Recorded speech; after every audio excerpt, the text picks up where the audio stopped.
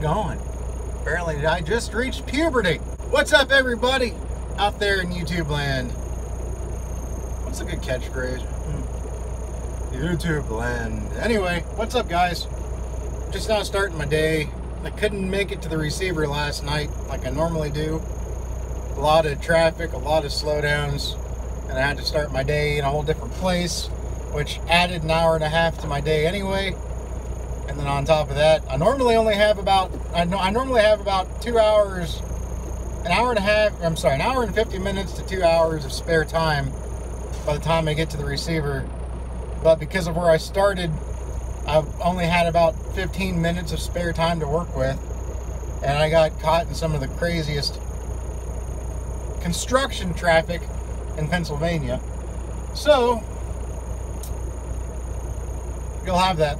That's Pennsylvania for you. It's same thing every day, man. Anyway, I'm here in Drums, Pennsylvania, and we're just finishing up.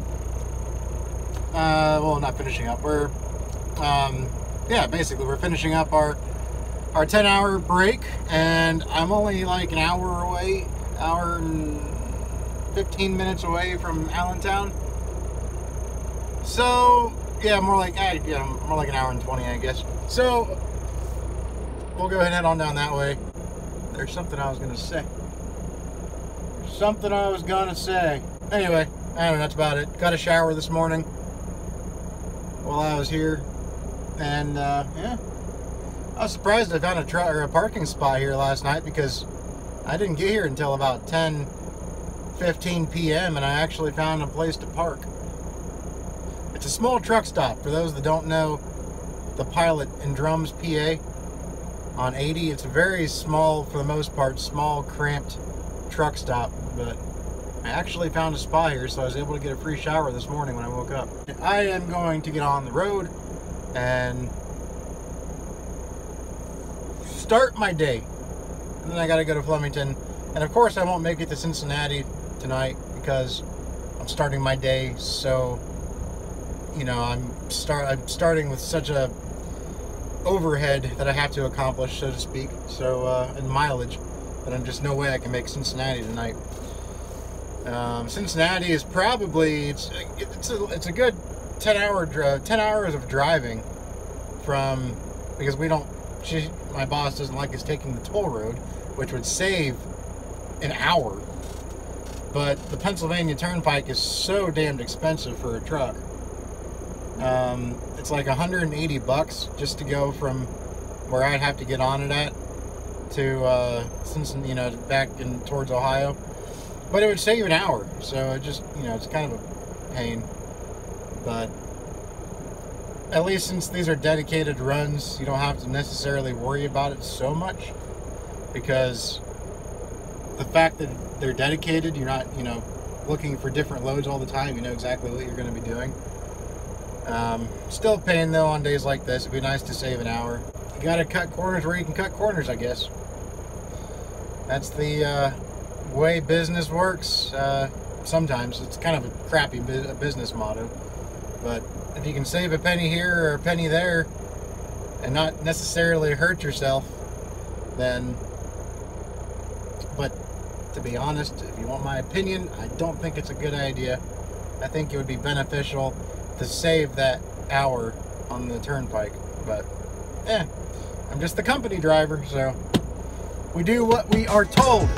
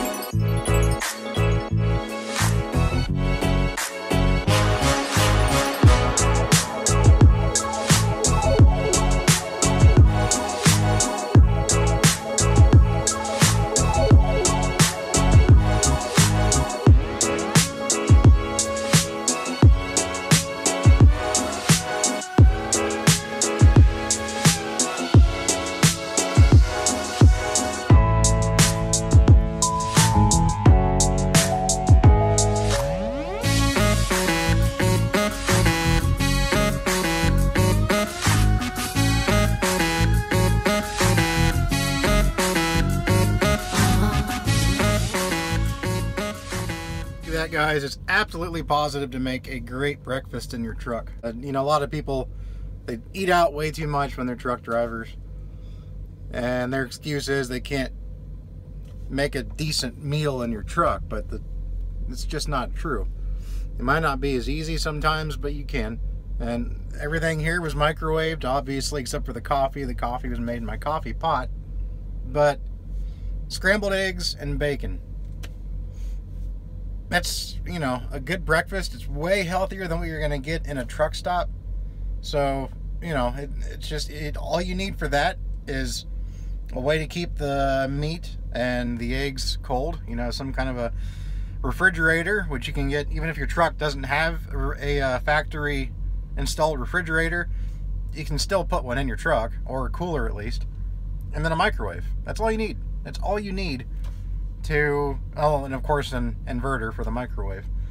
That's all you need. It's not that hard. It really is not that hard to eat reasonable in a truck with preparing your own meals.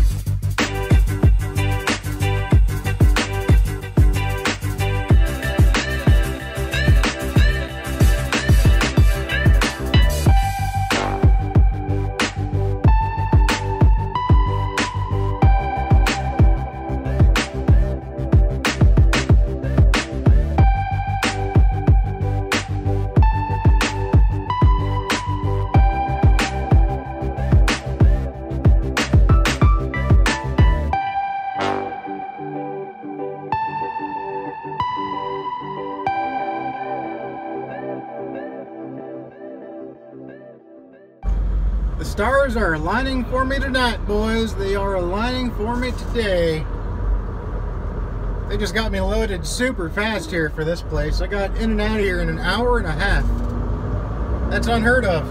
I got unloaded in no time at the last place either, which was unheard of under the circumstances. So 2 in a row, which means I get to drive. I've got 8 hours left on my clock, which won't get me to Cincinnati, but it will get me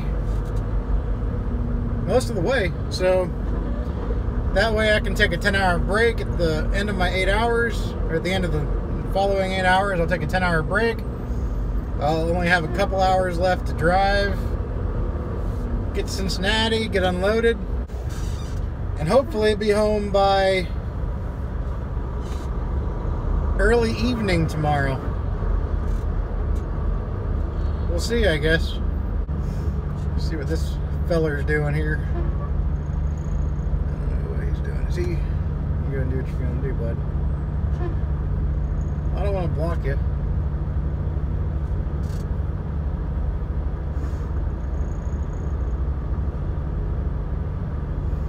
I don't know what this guy's doing here.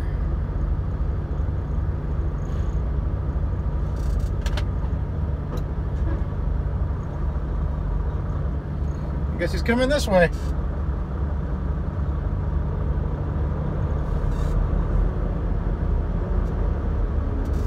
Alrighty, alrighty.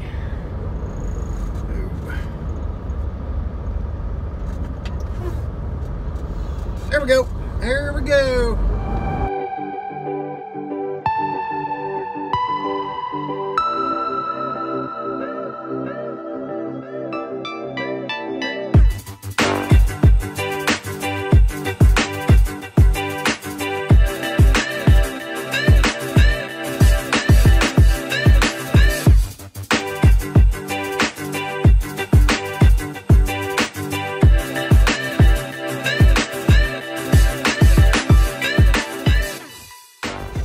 Alright, well, I'm getting ready to pull out of here. Want to know something kind of creepy? And I understand that I understand that when you use an application on your phone, like Facebook or any application like that, Google, whatever, you technically give permission to use your mic and your camera, right? Put my sunglasses on here. You technically give permission to use the camera and your mic and all that stuff on your phone. So that makes perfect sense. But the creepy thing is when it actually happens and you notice it. Last weekend, I was, last weekend my wife and I, we were in Columbus, Ohio, on Sawmill Road on the north side, which is up by the Columbus Zoo, which is in the Dublin, Powell area. In a nice area of Columbus.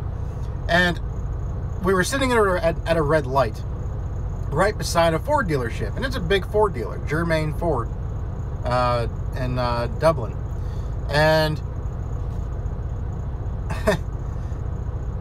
there was this red F-250 that was sitting there on the lot for sale, right there by the road. And it was a used truck.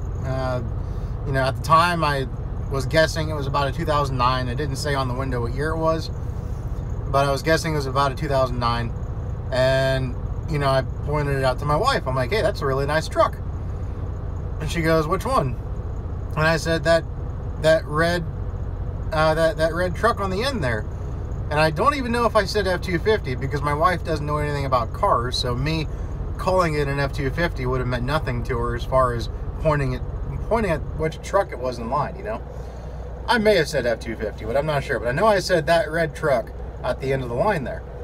And she goes, yeah, that's a nice truck, you know.